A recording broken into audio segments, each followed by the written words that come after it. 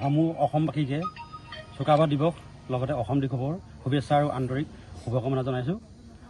চাওলুং চুকাফাই বৰ অসম গঢ়োতেই সকলো জাতি জনগোষ্ঠী একত্ৰিত কৰি সমবেত কৰি তেওঁ যি ঐতিহাসিকভাৱে ৬০০ বছৰ ৰাজত্ব কৰি থৈ গ'ল, সেই বুৰঞ্জী পাতত আজিও ইতিহাস সোণালী আখৰে লিপিবদ্ধ।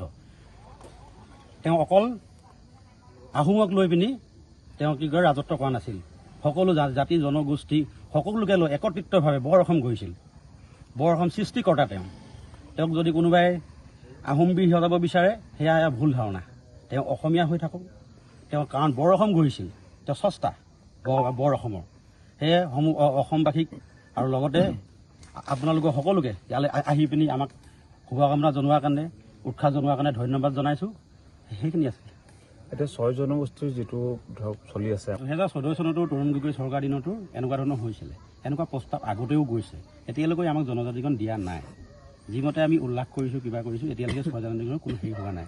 যি পাহাৰ ভৈয়াম যি বিভক্ত কৰিব বিচাৰিছে, যি PV কিবা কিবিখন উলিয়াইছে, এইবিলাকো লৈ পিনি কি হয় গোটেই এটা ৰাজনৈতিক মেৰ পাকত গোটেই বস্তুটো।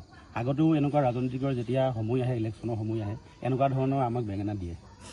সেই তেনেকুৱা ধৰণৰ বুলিয়ে ক'ম। বাকী আমাৰ আহোম জনগোষ্ঠীৰ নেতাসকলে তাক লৈ পিনি দাবী জনাই আছে। তেওঁলোকে তাত সাংসদত মজিয়াত বিধানসভাত এইবিলাক উপস্থাপন হৈছে, কিন্তু সেইখিনি আমি তেনেকৈ নিবিচাৰোঁ।